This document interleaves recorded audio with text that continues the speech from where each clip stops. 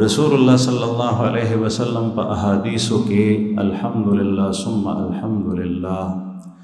کثیر تعداد سره کتابونه لیکل شوي دي او تر اوسه پورې موجود دي او محدثین او حضرات اهل علم د هغې نه استفاده کوي.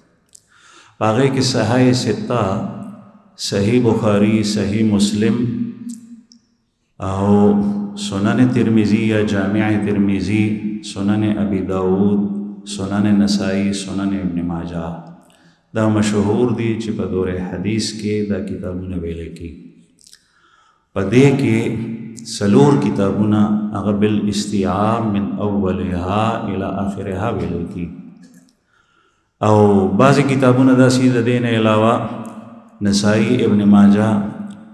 چې د هغې بعضې حصه وویلی شي ځکه چې احادیث اکثر په سیاستو کې مقررات دي او دغه څلور کتابونه په تفصیل سره د سر نه تر اخیره پورې ویل کېږي. الحمدلله دغه طریقه زمونږ په اساتذو کې، مشایخو کې او شیوخ الحدیث چې څومره تېر شوي زمونږ اکابر دغه ترتیب په بر صغیر کې را روان دي.